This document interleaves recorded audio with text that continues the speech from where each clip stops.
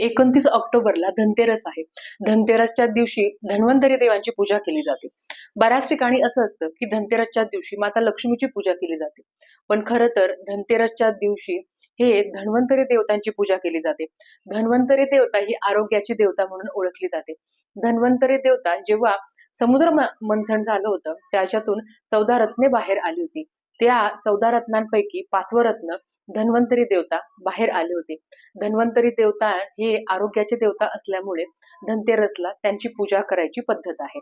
आता मग तुम्ही म्हणाल मग लक्ष्मी पूजनाच्या दिवशी लक्ष्मीची पूजा केली जाते, कुबेरांची पूजा केली जाते आणि धनतेरसच्या दिवशी भगवान धन्वंतरी देवता आणि लक्ष्मीच्या मूर्तीची पूजा केली जाते. जे काही आपल्या घरात धन आहे, पैसा आहे, सोनं आहे याची पूजा आपल्याला लक्ष्मी पूजनाच्याच दिवशी करायची आहे. तर आता धन्वंतरी देवतांची पूजा कशी करायची असते? खरं तर धन हे आपलं शरीर आहे. आपलं शरीर जर सुदृढ असेल तर आपल्याला कसलीही भीती नाही आणि आयुष्यात आपण सगळं काही कमवू शकतो. पण जर शरीराने साथ नाही दिली तर आपण आयुष्यात काहीही करू शकत नाही. आणि आपल्याला धन्वंतरी देवतांना हीच प्रार्थना करायची आहे की मला जर कुठली व्याधी असेल तर ती दूर होऊ दे आणि जर कुठली नसेल तर आयुष्यात कधीही कुठलीच व्याधी मलाच काय जगातल्या कुठल्याच मनुष्याला कधी होऊ देऊ नये, हीच प्रार्थना करायची आहे. तर धन्वंतरी देवतांची पूजा मांडणी कशी करायची, सेवा कुठली करायची, आरती कुठल्या करायच्या, तेच आपण आजच्या व्हिडिओमध्ये बघणार आहोत. तर चला व्हिडिओला सुरुवात करूया. सुरुवातीला आपल्याला इथे एक चौरंग घ्यायचा आहे. चौरंगावर लाल वस्त्र परिधान करायचं आहे. इथे मी धन्वंतरी देवांचा फोटो ठेवलेला आहे. इथे मी दिवा लावून घेतला आहे. आता आधी आपल्याला दिव्याची पूजा करायची आहे. कुठल्याही पूजेची सुरुवात ही आपण दीप प्रज्वलनाने करत असतो.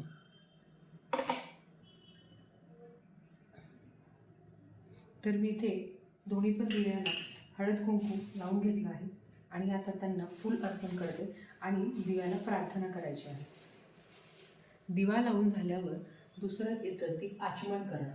तर आपल्याला आधी आचमन करायचं आहे. आता आचमन कसं करायचं ते तुम्हा सगळ्यांना माहिती आहे, तरीसुद्धा परत एकदा सांगते. डाव्या हाताने उजव्या हातावर पाणी घ्यायचं आहे आणि 3 वेळा मंत्र म्हणायचा असतो. 3 वेळा पाणी घ्यायचं आणि 3 वेळा मंत्र बोलायचा आणि चौथ्यांदा ते पाणी आहे ते खाली सोडायचं असतं. तुम्हाला कृती करून दाखवते. सर्वप्रथम ओम केशवाय नमः हा मंत्र बोलून हे पाणी आपल्याला ग्रहण करायचं आहे, म्हणजेच पिऊन घ्यायचं आहे. दुसरं ओम नारायणाय नमः हा मंत्र बोलूनसुद्धा आपल्याला पाणी पिऊन घ्यायचं आहे. तिसरा मंत्र आहे ओम माधवाय नमः हे बोलूनही आपल्याला पाणी पिऊन घ्यायचं आहे. आणि चौथ्यांदा ओम गोविंदाय नमः असं बोलून हे पाणी तामनात सोडून द्यायचं आहे. हे झालं आचमन करणं. आचमन केल्यावर आपल्याला आता संकल्प करायचा असतो. संकल्प करण्यासाठी आपल्या उजव्या हातात पाणी घ्यावं, त्याच्यामध्ये थोड्याशा अक्षता टाकाव्या आणि हळद कुंकू टाकावं. हळद कुंकू टाकल्यावर आपण ज्या कामासाठी, ज्या सेवेसाठी जी तुमची मनातली इच्छा आहे त्याच्यासाठी संकल्प करत आहोत अशी प्रार्थना करायची. सर्वप्रथम तुमचं नाव, तुमच्या कुटुंबातील सगळ्यांचं नाव तुम्हाला घ्यायचं आहे. त्याच्याचबरोबर तुमचा गोत्र घ्यायचा आहे. गोत्र ज्यांना माहिती नसेल त्यांनी काश्यप गोत्र म्हणावं. गोत्र म्हणून झाल्यावर तुम्ही तुमच्या घरात सुख, शांती, आयु, आरोग्य नांदावं. घरात माता लक्ष्मीचा वास व्हावा आणि सगळे हे दीर्घायू व्हावं म्हणून आपण हे व्रत करत आहोत, ही पूजा करत आहोत असं प्रार्थना करायची आहे. हे म्हणून झाल्यावर ताम्हातलं पाणी आपली सगळी पूजा झाल्यावर तुळशीला सोडून कुठल्याही झाडाला तुम्हाला अर्पण करायचं आहे. या पद्धतीने आता आपलं आचमन करून झालं, त्याच्याचबरोबर आपला संकल्प पण करून झाला. आता आपण पूजेला सुरुवात करूया. सर्वप्रथम इथे दिसलेला जो फोटो आहे तर हा धन्वंतरी देवतेचा फोटो आहे. सुरुवातीलाच मी तुम्हाला सांगितलं की धनतेरसच्या दिवशी आपल्याला धन्वंतरी देवाची पूजा करायची असते. पूजा करण्याच्या आधी आपल्याला कलशाची स्थापना करायची आहे. तर कलशाची स्थापना करण्यासाठी कलश हा आपल्या डाव्या बाजूला येईल, या पद्धतीने आपल्याला कलशाची स्थापना करायची आहे. सर्वप्रथम तांदळाची रास काढावी. भरीव रास काढल्यावर त्याच्यावर हळद कुंकू अर्पण करावे आणि नंतर तुम्हाला हा कलश मांडायचा आहे. कलश मांडताना आपल्याला या कलशाभोवती तर या कलशाला आपल्याला स्वस्तिक काढून घ्यायचं आहे. तुम्हाला इथे दिसत असेल मी स्वस्तिक काढून घेतलं आहे आणि 5ही दिशेला आपल्याला या पद्धतीने कुंकवाने रेषा काढून घ्यायच्या आहे.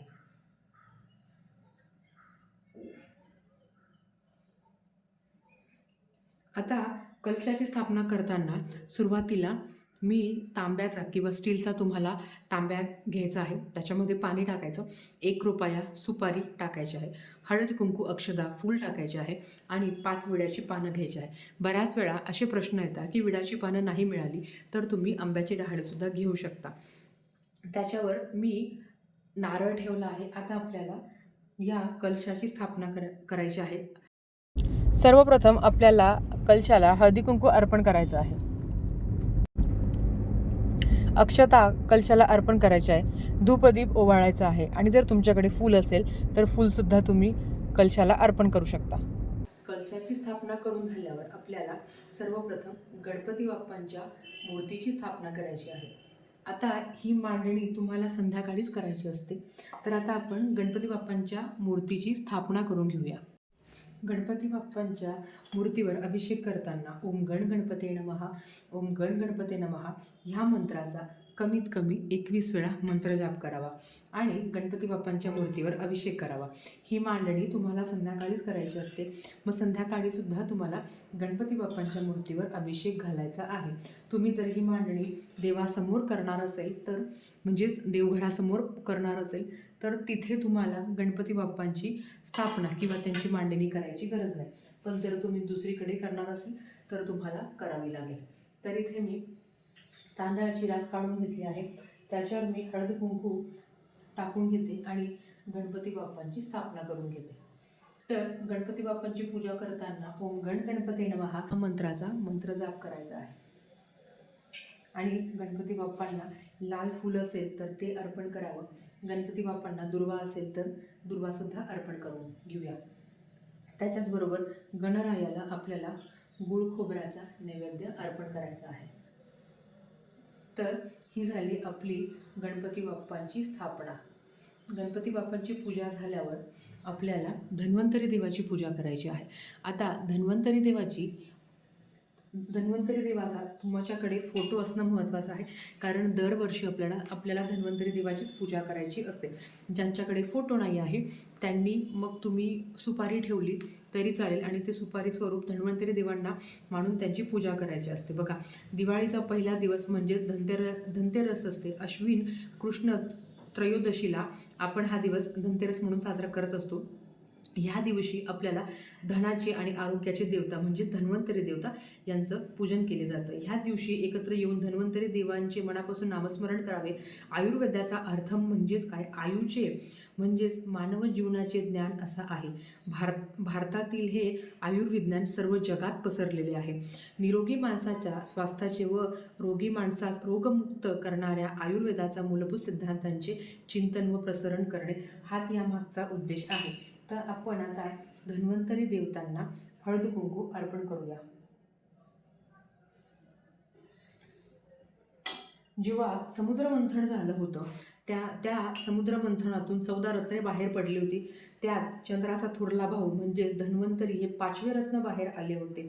श्यामवर्ण, माथ्यावर मुकुट, डाव्या हातात कुंभ आणि उजव्या अभयकर म्हणून आश्वासन देत असलेली धन्वंतरीची मूर्ती किंवा फोटो आपल्या घरात असणं महत्त्वाचं आहे. याच्यापासूनच आयुर्वेद विकास पावला असं म्हटलं जातं. त्यांना आदिदेव, अमृत योनी, सुधापाणी अशा विविध नावांनी ओळखले जाते. त्यांच्याचमुळे संपूर्ण अशा औषधांचा विकास झालेला आहे. भगवान विष्णूंच्या 24व्या अवतारातला धन्वंतरी हे एक अवतार म्हणून ओळखलं जातं. तर थोडक्यात काय, धन्वंतरी देवता हे भगवान विष्णूंचाच एक अवतार आहे. म्हणून आपल्याला त्यांची पूजा करायची असते आणि त्यांच्याप्रती कृतज्ञता व्यक्त करण्याचा हा दिवस मानला जातो. धन म्हणजे तर खरं आपलं शरीर आहे. आपलं शरीर चांगलं असेल तर माणूस जगाच्या पाठीवर काहीही करू शकतो. आणि ही धन्वंतरी देवता ही आरोग्याची देवता आहे. त्यांना हीच प्रार्थना करायची आहे की माझ्या किंवा माझ्या कुटुंबावर कधीही कुठलं आजार पण येऊ देऊ नये, हीच प्रार्थना करायची आहे. जसं तुम्हाला सांगितलं आहे की धन्वंतरी देवता हे भगवान विष्णूंच्या 24व्या अवतारापैकी एक अवतार आहे, म्हणून आपल्याला सुद्धा त्यांना तुळशीपत्र अर्पण करायचे आहे आणि ओम नमो भगवते वासुदेवाय नमः ह्या मंत्राचा मंत्रजाप करायचा आहे. ओम नमो भगवते वासुदेवाय नमः किंवा विष्णू गायत्री मंत्राचं पठण केलं तरी चालेल. तुम्हाला जे शक्य होईल ते तुम्हाला करायचं आहे. आता धन्वंतरी देवांची पूजा करून झाल्यावर आपल्याला माता लक्ष्मीची सुद्धा पूजा करायची आहे. ज्यांच्या घरात लक्ष्मीचा फोटो असेल त्यांनी फोटोची पूजा करावी, ज्यांच्याकडे मूर्ती असेल त्यांनी मूर्तीची पूजा करावी, ज्यांच्याकडे माता लक्ष्मीचा फोटो किंवा मूर्तीसुद्धा नाही आहे मग त्यांनी सुपारी स्वरूप माता लक्ष्मीची आपल्याला पूजा करायची आहे, तिचं नामस्मरण करायचं आहे. माता लक्ष्मीच्या मूर्तीवर सुद्धा अभिषेक करताना ओम श्री महालक्ष्मी नमः, ओम श्री महालक्ष्मी नमः ह्या मंत्राचा 21 वेळा तुम्हाला मंत्रजाप करायचा आहे मनातल्या मनात. किंवा तुम्हाला महालक्ष्मी अष्टकम येत असेल किंवा श्री सुक्तम तुम्हाला माहिती असेल तर त्याचंसुद्धा तुम्ही पठण करू शकता. आता माता लक्ष्मीच्या मूर्तीवर अभिषेक करून झाल्यावर गणपती बाप्पांच्या शेजारी माता लक्ष्मीची मूर्ती ठेवावी. तिलासुद्धा मूर्ती ठेवण्याच्या आधी खाली तांदळाची रास काढावी, त्याच्यावर हळद कुंकू अर्पण करावे आणि तिथे माता लक्ष्मीची मूर्ती ठेवू शकता. मूर्ती जर तुमच्याकडे मातीची असेल तर ती ठेवायची गरज नाही आहे, कारण ती आपण लक्ष्मी पूजनाला आणतो. आणि जर तुमची इच्छा असेल तर फक्त त्याला आपल्याला अभिषेक घालायचा नाही आहे. जर मातीची मूर्ती असेल तर थोडंसं पाणी असं घ्यायचं आणि ओम श्री महालक्ष्मी नमः, ओम श्री महालक्ष्मी नमः, ओम श्री महालक्ष्मी नमः ह्या मंत्राचा मंत्रजाप करायचा आहे जर मातीची मूर्ती असेल तर. नसेल तर तुम्ही सुपारीचा सुद्धा अभिषेक करू शकता. इथे माता लक्ष्मीला लाल रंगाचं फूल तुम्हाला अर्पण करून घ्यायचं आहे. तुमच्याकडे ज्या रंगाची फुलं तुम्हाला मिळतील त्या रंगाची फुलं तुम्हाला माता लक्ष्मीला अर्पण करून घ्यायची आहे. आता ही माता लक्ष्मीची साधीसुधी पूजा झाली, कारण जी मुख्य पूजा असणार आहे अर्थात ती आपल्याला लक्ष्मी पूजनाच्या दिवशीच तुम्हाला ती पूजा करायची असते. आता ही आपली पूजा करून झाली आहे. या दिवशी तुम्ही जी काही वस्तू खरेदी करणार आहे त्याचीसुद्धा तुम्हाला विधिवत इथे तुम्हाला पूजा करायची आहे. आता सगळ्यात महत्त्वाचं ही की धन्वंतरी देवांची आपली पूजा करून झाली आहे, त्याच्याबरोबर येतं आपल्या घरातले जे धन आहे त्याचीसुद्धा आपल्याला पूजा करायची असते. म्हणजेच कुठली तर जे काही धन आपल्या घरात जे काही अन्नधान्य आहे ते तुम्हाला इथे ठेवायचं आहे. आता घरातले जे काही धान्य आहे, तुमच्या घरात जे काही धान्य सध्या उपलब्ध आहे त्याची तुम्हाला मांडणी करायची आहे. मग त्याच्यामध्ये विविध प्रकारच्या डाळी आल्या, तांदूळ आले, साबुदाणा आले, शेंगदाणे आले, कडधान्य असो किंवा धान्य असो, तुमच्या घरात जे उपलब्ध आहे ते तुम्हाला इथे ठेवायचं आहे. आणि प्रत्येकाला हळद कुंकू अक्षदा अर्पण करायची आहे. आणि मनोमन हीच प्रार्थना करायची आहे की या जगाच्या पाठीवर माझ्याच घरात नाही कोणाच्याच घरात कधीही अन्नधान्यांची कमतरता पडू देऊ नये, अशीच तुम्हाला प्रार्थना करायची आहे. आणि एक एक फूल तुम्हाला अर्पण करायचं आहे. आता आपल्या घरात सुद्धा बरेच काही ना औषधी गुणधर्म असलेले घटक आहे. त्याच्यामध्ये येतं ते हळदसुद्धा खूप महत्त्वाची मानली जाते आणि त्याचा वापर आपण दैनंदिन जीवनात करतो. हळद आहे, त्याच्याबरोबर ओवा आहे, जिरे आहे. तुम्हीसुद्धा तुमची इच्छा असेल तर ते सुद्धा तुम्ही इथे पूजेसाठी ठेवू शकता. तर इथे माता लक्ष्मीच्या ठिकाणी तुम्हाला एक पणती लावून घ्यायची आहे. तर धनतेरसला धने आणि गूळ याला महत्त्व आहे. ह्या दिवशी आपल्याला धने आणि गूळ यांचा नैवेद्य दाखवायचा असतो. ह्या दिवशी आपल्याला धने आणि गूळ याचाच नैवेद्य दाखवायचा असतो. तुम्ही माता लक्ष्मीला अगदी दूध साखरेचा नैवेद्य दाखवला तरी चालेल, पण धनतेरसला धन्वंतरी देवांना आणि माता लक्ष्मीला सुद्धा धने आणि गूळ याचाच नैवेद्य दाखवायचा असतो. आता हे सगळं झाल्यावर आपल्याला आरती करायची असते. तर मग आता आरती कुठली करायची, तर आरती तुम्हाला आधी गणपती बाप्पाची करायची आहे. गणपती बाप्पाची झाल्यावर माता लक्ष्मीची आरती करायची आहे. धन्वंतरी देवतांची सुद्धा तुम्हाला आरती करायची आहे. ह्या 3 आरत्या करून झाल्यावर येथे ती सेवा.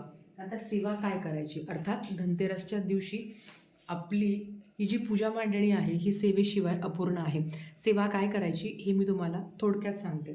तर तुम्हाला एक माळ धन्वंतरी मंत्राची तुम्हाला एक माळ करायची आहे.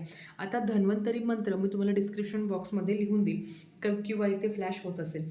ओम नमो भगवते वासुदेवाय धन्वंतरये अमृत कलशहस्ताय सर्वामय विनाशाय त्रैलोक्यनाथाय महाविष्णवे स्वाहा हा मंत्र आहे, ज्याचा तुम्हाला एक माळ करायची आहे. एक माळ नाही शक्य होत तर कमीत कमी 51 वेळा किंवा 21 वेळा तरी पठण करा. पण 108 वेळा म्हणजे एक माळ केला तर अतिशय उत्तम. त्याच्याचबरोबर विष्णू सहस्त्रनाम, बघा विष्णू सहस्त्रनाम तुम्हाला पठण करायचं आहे. आता तुम्ही म्हणाल धन्वंतरी देवतांची पूजा करताना विष्णू सहस्त्रनाम का पठण करायचं? तर तुम्हाला माहिती आहे की धन्वंतरी देव हे भगवान विष्णूंच्या 24व्या अवतारापैकी एक अवतार आहे. म्हणून आपल्याला विष्णू सहस्त्रनाम किंवा विष्णू सहस्त्रनामावली तुम्हाला जे पठण करणं सोपं जाते ते तुम्ही म्हणू शकता. ज्यांना पठण करणं शक्य होत नाही त्यांनी श्रवण केलं तरी हरकत नाही. तर एक वेळा विष्णू सहस्त्रनाम, रामरक्षा तुम्हाला एक वेळा पठण करायचं आहे. गीतेचा 15वा अध्याय तुम्हाला एकदा पठण करायचा आहे. एक वेळा तुम्हाला कालभैरव अष्टकम पठण करायचं आहे आणि एक वेळा तुम्हाला महामृत्युंजय मंत्राचं पठण करायचं आहे. महामृत्युंजय मंत्र का? कारण अर्थात या दिवशी यमदीपदानसुद्धा असतं. तर त्या संदर्भात माहिती मी नंतर सांगेलच. आत्तासाठी फक्त इतकंच, तुम्हाला या सगळ्या सेवा करायच्या आहे. ज्या सेवा वाचायला अवघड आहे त्या तुम्ही श्रवणही करू शकता. मग त्याच्यामध्ये येतं विष्णू सहस्त्रनाम, गीतेचा 15वा अध्याय, या सगळ्या सेवा तुम्हाला गुगलला मिळून जाईल. आपल्याकडे नित्यसेवेचं पुस्तक आहे, त्याच्यामध्ये सुद्धा या सगळ्या सेवा उपलब्ध आहे. तर तुम्ही बघितलं अतिशय साध्या पद्धतीने आणि बघायलाही सुंदर वाटते आणि करायलाही तुम्हाला सुंदर वाटेल. तुम्ही सुद्धा तुमच्या घरी धनतेरसच्या दिवशी ह्याच पद्धतीने मांडणी करा. धनतेरसच्या दिवशी जेव्हा आपण मांडणी करतो त्याच्या दुसऱ्या दिवशी याची उत्तर पूजा करायची असते. उत्तर पूजा कशी करावी ते थोडक्यात सांगते. जो फोटो आपण धन्वंतरी देवतांचा घेतला होता तो त्यांच्या जागेवर ठेवून द्यायचा आहे. जर तुम्ही सुपारी घेतली असेल तर त्या सुपारी एका व्यवस्थित डब्यामध्ये ठेवावी की जेणेकरून तुम्हाला नंतरही ती वापरता येईल. लक्ष्मीची मूर्ती असेल, सुपारी असेल तर तीसुद्धा तुम्ही जागेवर ठेवावी. सुपारी असेल तर ती आपल्याला परत लागणार आहे म्हणून ती तशीच जपून ठेवावी. कलशातील पाणी तुळशीला सोडून कुठल्याही झाडाला घालू शकता. ते नारळ आहे ते तुम्ही लक्ष्मी पूजनाला सुद्धा वापरू शकता. जे विड्याची पानं आहेत ती तुम्ही निर्माल्यात टाकून द्या. जो गजरा, जे फुलं तुम्ही अर्पण केली आहेत ते सुद्धा तुम्हाला निर्माल्यात टाकायचे आहे. कलशामधील 1 रुपया आणि सुपारी ती तुम्ही तशीच ठेवू शकता. ती तुम्हाला लक्ष्मी पूजनाला सुद्धा कामी येईल. गणपती बाप्पा आपल्याला जागेवर ठेवायचे आहे. लक्ष्मीची मूर्ती जागेवर ठेवायची आहे. खाली जी तांदळाची रास ठेवली होती त्याच्यातले थोडे तांदूळ आपल्या धान्यात टाकावे आणि बाकीचे तुम्ही पक्ष्यांना खाऊ घालायला देऊ शकता. जे धन आपण इथे ठेवलं होतं, जे धणे, जे घरातलं धन आहे आपलं अन्नधान्य, ते आपापल्या ठिकाणी तुम्हाला ते परत ठेवायचं आहे. दिवे आपल्या जागी जाऊ देणार आहे. जो प्रसाद ठेवला आहे हा गुळाचा प्रसाद थोडा थोडा सगळ्यांनी खावा आणि धणे आहे हे तुम्ही जागच्या जागी ठेवू शकता. कधीही मसाल्याचे पदार्थाचा घरात वापर होतो किंवा कुठल्याही भाज्यासाठी तुम्ही त्या धण्यांचा वापर करू शकता. या पद्धतीने आपल्याला उत्तर पूजा ही दुसऱ्या दिवशी करायची आहे. आपल्याला ही मांडणी धनतेरसच्या रात्री करायची असते, संध्याकाळी प्रदोषकाळी, आणि जी आपली उत्तर पूजा आहे ती तुम्हाला दुसऱ्या दिवशी करायची आहे. तर बघितलं तुम्ही अतिशय साध्या पद्धतीने आपल्याला धन्वंतरी देवतांची पूजा करायची आहे. धन्वंतरी देवतांची पूजा करताना तुमच्याकडे मी जसं तुम्हाला सांगितलं की फोटो नसेल तर सुपारी ठेवली तरी चालेल, पण फक्त गणपती, सरस्वती आणि माता लक्ष्मी यांचाच फोटो असेल तर तुम्ही तो सुद्धा ठेवू शकता. सुपारी मात्र ठेवायला विसरू नका, कारण ती धन्वंतरी देवता आहे आणि ते भगवान विष्णूंच्या 24व्या अवतारापैकी एक अवतार मानला गेला आहे. म्हणून त्यांची सुद्धा पूजा करणं आणि त्यांच्या प्रति कृतज्ञता व्यक्त करणं हाच आपला मूळ हेतू असावा. आणि आपल्या भारत संस्कृतीमध्ये आयुर्वेदाला खूप जास्त महत्व आहे. त्यांचीच कृतज्ञता व्यक्त करण्याचा हा दिवस आहे. तर तुम्हाला समजलं असेल, अतिशय साध्या पद्धतीने आपल्याला पूजा मांडणी करायची आहे. तुम्ही सुद्धा करा आणि धनतेरसच्या तुम्हाला सुद्धा माझ्या सगळ्या स्वामी भक्तांना खूप खूप खूप साऱ्या शुभेच्छा. आवडला असेल तर लाईक, शेअर, सबस्क्राईब करा. भेटूया परत अशाच एका नवीन व्हिडिओ सोबत. तोपर्यंत श्री स्वामी समर्थ.